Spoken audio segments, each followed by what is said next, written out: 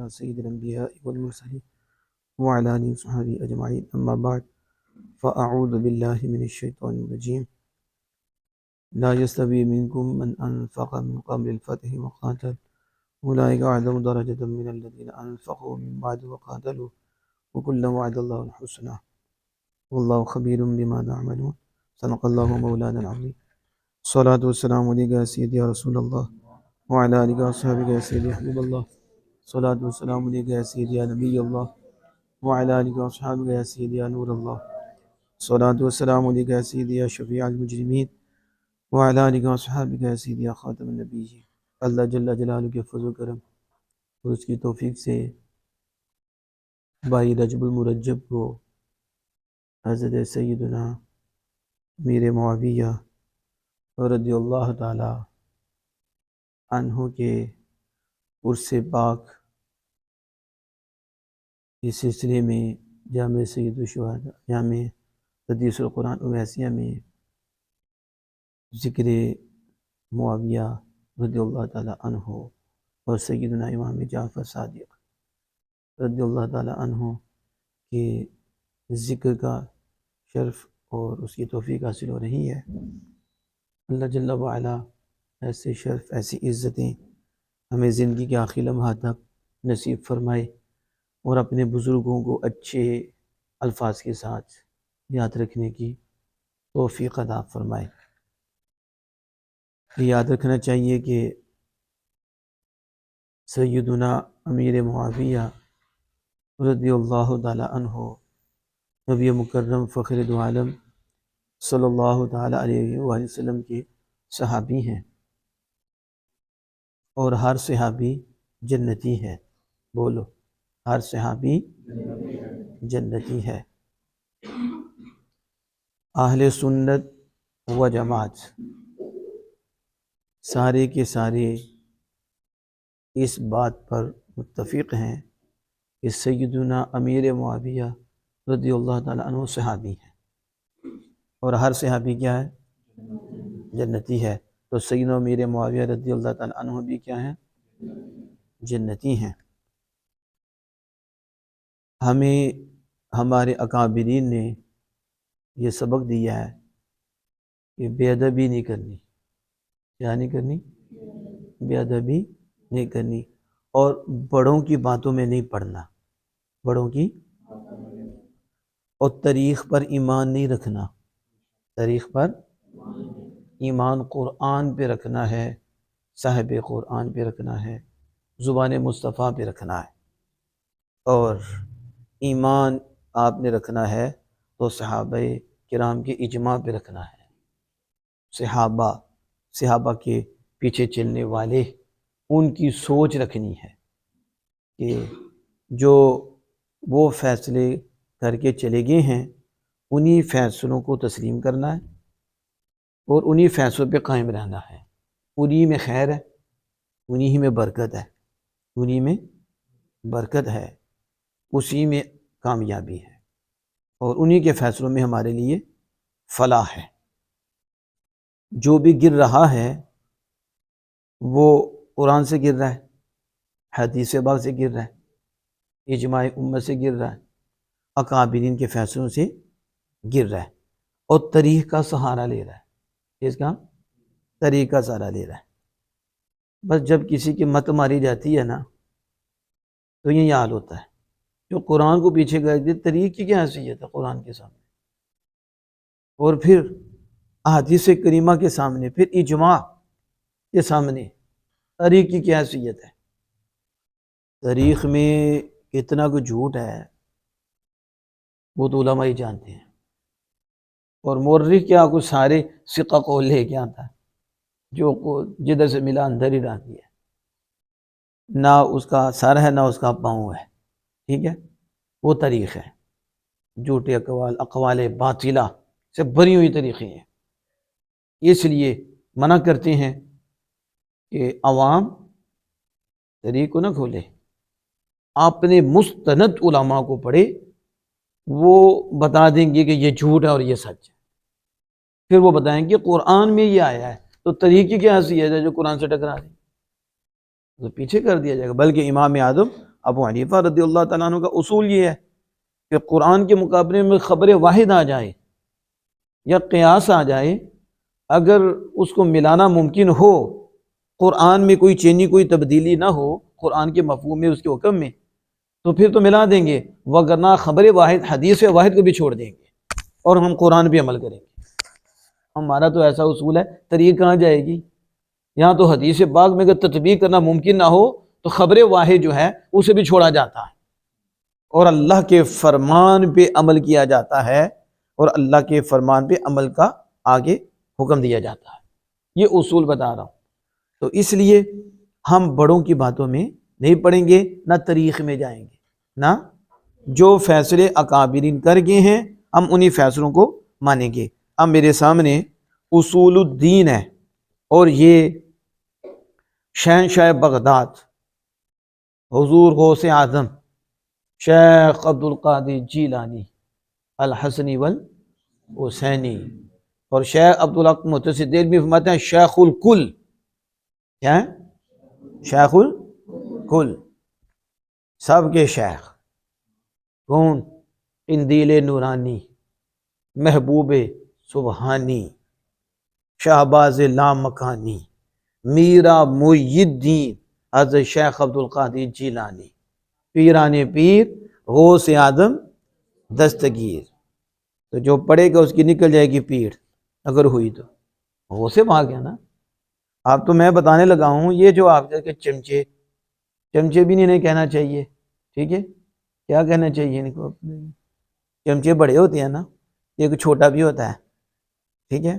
Plastic کا بھی نکلا، وہ کہتے ہیں کہ تھوڑی ڈوز لینی ہے، تھوڑی ڈوز لینی ہے۔ تو چائے کا چمچ کون سا؟ کیا پتی کا شوربہ۔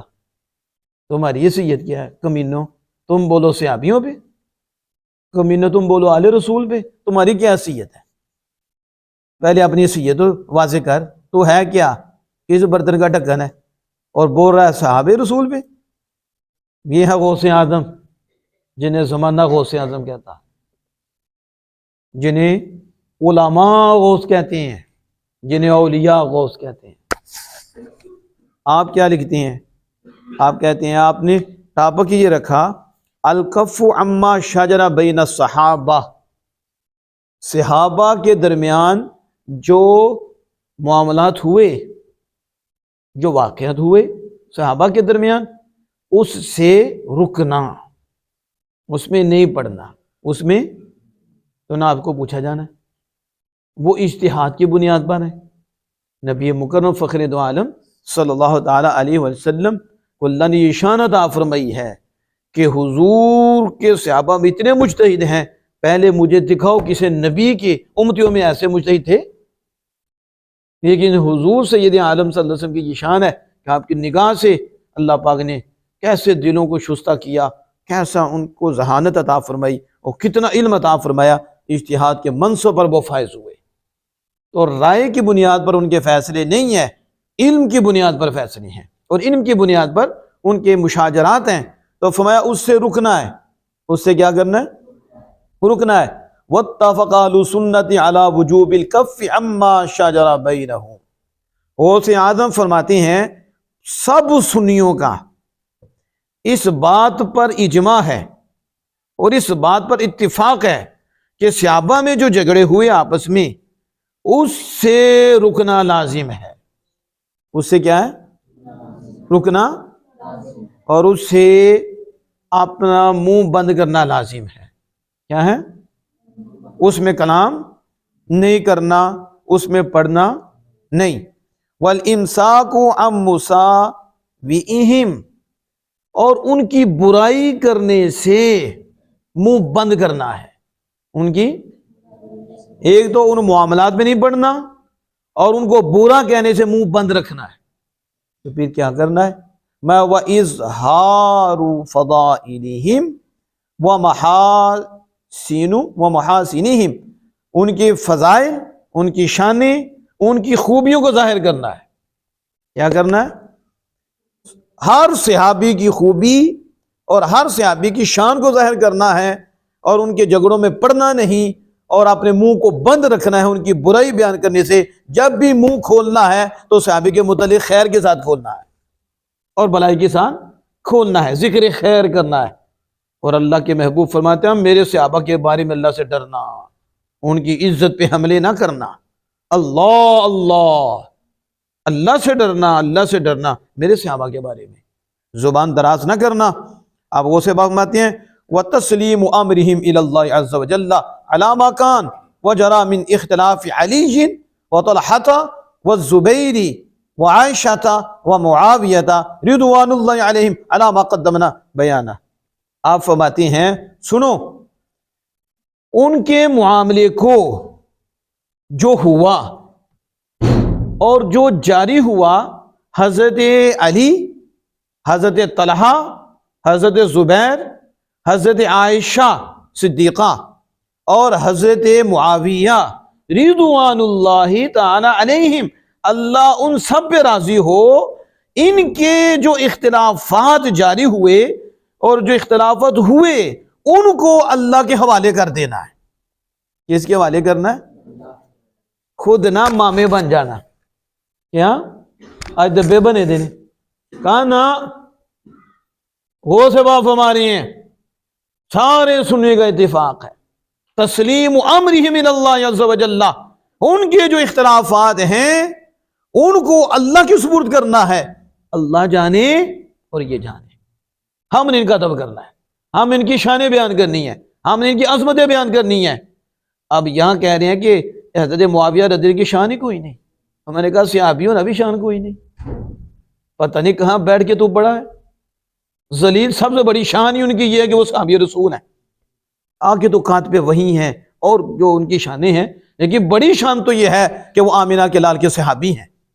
اور غوث پاک کہہ رہی ہیں کہ حضرت امیر معاویہ رضوان اللہ، کیا کہہ رہی ہیں؟ حضرت عائشہ رضوان اللہ، حضرت زبیر رضوان اللہ، حضرت علی رضوان اللہ، ان کے جو اختلاف ہوئے ہیں رب ان پہ راضی ہے۔ تو غوث پاک سے بھی آگے نکل گیا۔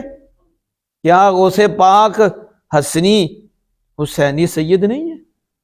نجیب الطرفین نہیں ہے؟ تو زیادہ لگتا ہے ان کا کچھ۔ غوث پاک رضی اللہ تعالی عنہ فرمانے اللہ ان پہ راضی ہو، اللہ راضی ہو، ان کے معاملات کو اللہ کے سپرد کرنا ہے۔ اس کے آگے سنو وَأَعْطَى كُلَّ ذِي فَضْلٍ فَضْلًا، اور اللہ نے ہر فضل والے کو اس کا فضل دیا، ہر فضل والے کو اپنی فضیلت، ہر فضل والے کو فضیلت دی ہے، شان دی ہے۔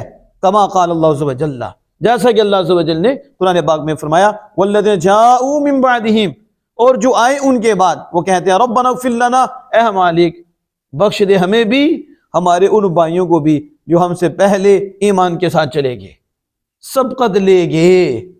تو کہا اللہ پاک نے ہر فضل والے کو فضیلت دی ہے، ہر فضل والے کو۔ اب یہ تو تعریف ہے کہ صحابہ کے بعد جو آنے والے ہیں وہ ان کے لیے دعائیں مغفرت کرتے ہیں۔ کیا کرتے ہیں؟ یہ ہیں اہل سنت و جماعت۔ آج ہم بھی ان کے لیے دعائیں مغفرت کر رہی ہیں۔ سیدنا امام جعفر صادق رضی اللہ تعالیٰ عنہ کے بھی درجات کی بھی کر رہے ہیں، ان کی بھی کر رہی ہیں، اور اللہ پاک فرما رہا ہے کہ بعد میں آنے والے جو پہلے چلے گئے ہیں ان کے لیے دعائیں مغفرت کرتے ہیں، دعائیں۔ اب غوث پاک رضی اللہ تعالیٰ عنہ کو ذکر کرتے ہوئے آگے وَلَا تَجْعَلْ فِي قُلُوبِنَا غِلًّا لِّلَّذِينَ آمَنُوا رَبَّنَا إِنَّكَ رَءُوفٌ رَحِيمٌ، یہ ذکر کیا۔ تو یہ میں نے اس لیے ذکر کیا تاکہ جو کہتے ہیں کہ صوفیہ کے حوالے سے ہم نے بتا دیا، صوفیہ کے سردار غوث اعظم، پیران پیر غوث اعظم دستگیر، آپ نے پوری اہل سنت و جماعت کا جو متفقہ فیصلہ ہے وہ بتا دیا۔ اب جو نہ مانے تو ظاہر ہے جنت بھی اللہ نے کسی کے لیے تیار رکھی، وہ بھی تو ہے نا۔ تو پھر سارے مان جائیں تو پھر جہنم کس کے لیے؟ تو وہ بھی تو ہے نا۔ تو جس کی قسمت میں نہیں وہ جائے جہنم میں، وہ جائے جہنم میں۔ ہمارا کام تو سمجھانا ہے۔ اب یہ میرے پاس نسیم الریاض ہے اور یہ قاضی ایاس مالکی رحمۃ اللہ علیہ کی شفا کی شرح ہے، قاضی صاحب کی شفا ہے اور شفا کی شرح یہ نسیم الریاض ہے۔ اس میں دیکھو متن میں ہی کیا لکھا ہے، متن میں حضرت عمر بن عبد العزیز رضی اللہ تعالی عنہ ان کے والے سے لکھا ہے کہ روایت کیا گیا کہ حضرت عمر جو ہیں، عمر بن عبد العزیز، انہوں نے کیا کہا؟ انہوں نے کہا کہ وہ غزوہ جو امیر معاویہ رضی اللہ تعالیٰ عنہ نے رسول اکرم صلی اللہ علیہ وسلم کے ساتھ کیا، جس غزوہ میں رسول اکرم صلی اللہ علیہ وسلم کے ساتھ امیر معاویہ رضی اللہ تعالیٰ عنہ تھے، اس غزوہ کی غبار، اس غزوہ کی لغبار، ضرور وہ غبار خیر من عمر و آل عمر، عمر سے بھی اور آل عمر سے بھی بہتر ہے۔ عمر سے بھی، یہ حضرت عمر بن عبدالعزیز سے بھی آگے نکل گئے ہیں۔ وہ کہنے امیر معاویہ رضی اللہ عنہ جو غزوہ کیا رسول اکرم صلی اللہ علیہ وسلم کے ساتھ، اس غزوے کی جو غبار ہے وہ میرے معاویہ رضی اللہ عنہ، وہ مجھ سے بھی اور میری آن سے بھی بہتر ہے۔ امیر معاویہ تو امیر معاویہ ہیں، بلکہ اس کا جو حاشیہ ہے اس میں لکھا ہے، یہی وجہ ہے بعض علماء سے اس سوال کے مصر پوچھا گیا تو کہا گیا کہ فی الحال معاویہ رضی اللہ تعالیٰ عنہ کے گھوڑے کی ناک کی غبار، جب معاویہ رضی اللہ عنہ حضور صلی اللہ علیہ وسلم کے ساتھ لڑ رہے تھے، یعنی غزوہ کر رہے تھے مقابلے میں دشمن کے، تو آپ کے گھوڑے کی ناک کی غبار لغوار خیر من الف عمر بن عبد العزیز، 1000 عمر بن عبد العزیز سے بہتر ہے۔ کسے بہتر ہے؟ آپ یہاں دیکھیں، یہ حاشیہ میں ہے نسیم الریاض، آپ ذرا اس کو پڑھ کے تو دیکھو نا، یہ کیا کہہ رہی ہیں کہ وہ غزوہ جو حضرت امیر معاویہ رضی اللہ عنہ حضور صلی اللہ علیہ وسلم کے ساتھ کیا ہے، اس میں آپ کے گھوڑے کی ناک کی جو غبار ہے، لغبار انف فرسیم، اس گھوڑے کی ناک کی غبار ایک عمر بن عبدالعزیز نہیں، ایک نہیں، 1000 عمر بن عبدالعزیز سے بہتر ہے۔ کسے بہتر ہے؟ اب آپ غور کرو، یہ لوگ کہاں بیٹھے ہیں؟ یہ بتاتے ہی نہیں۔ جب بغض ہو گیا ایسی چیزیں تو نہیں بتائیں گے، وہ تو چھپائیں گے اس کو۔ اتنی شان کیوں ملی امیر معاویہ رضی اللہ تعالیٰ عنہ کو؟ انہیں حضور کے صحابی ہونے اور حضور کی معیت میں یہ شان ملی ہے، یہ مقام و مرتبہ ملا ہے جو بعد والوں کو نصیب نہیں ہے۔ آخری بات کر کے میں بات کو ختم کرتا ہوں، اور اسی سے اعلیٰ حضرت نے لیا ہے یہ جو قاضی عیاض رحمۃ اللہ علیہ کی شفا ہے، اور اس کی شرح نسیم الریاض ہے۔ کیا؟ وَفِي الطَّاعِنِ فِي مُعَاوِيَةَ مَا قِيلَ وَمَنْ يَكُنْ يَطْعَنُ فِي مُعَاوِيَةَ فَذَاكَ قَلْبٌ مِّن كِلَابِ الْحَاوِيَةِ۔ اسی سے لیا کہ حضرت معاویہ رضی اللہ عنہ کو جو تان کرتا ہے، تو کہا جاتا ہے جو معاویہ کو تان کرے وہ جہنم کے کتوں میں سے ایک کتا ہے۔ یہ جو اعلیٰ حضرت فتاوی رضویشی میں لکھا ہے نا، ایک اعلیٰ حضرت نے صرف اپنی طرف سے نہیں لکھا، یہ پیچھے ہیں کہ جو امیر معاویہ رضی اللہ عنہ کو برا کہے، آپ پہ تان کرے، وہ جہنم کے کتوں میں سے کتا ہے۔ اب اس کی مرضی ہے، جہنم کے کتوں میں سے کتا بننا چاہتا ہے یا آمینہ کے لال کا غلام بننا چاہتا ہے اور جنت کا حقدار بننا چاہتا ہے، وہ خود سوچ لے۔ یہ بات اس لیے کہ وہ صحابی رسول ہیں۔ کیا ہیں؟ پہلی بات یہ صحابی رسول ہے، حالی صحابی ہونا ہی بہت بڑا رتبہ ہے۔ آگے تو پھر جو شرف ہیں وہ ہیں، تو ہم سب سے پہلے دیکھیں گے وہ کون ہے؟ صحابی رسول ہیں۔ تو جب صحابی رسول ہیں تو ہمیں قبول ہے۔ کیا ہے؟ باقی جو معاملات ہیں وہ اللہ پہ چھوڑ دو۔ کس پہ؟ تو مختصر سے وقت میں نے حضرت سیدنا امیر معاویہ رضی اللہ تعالیٰ عنہ کے متعلق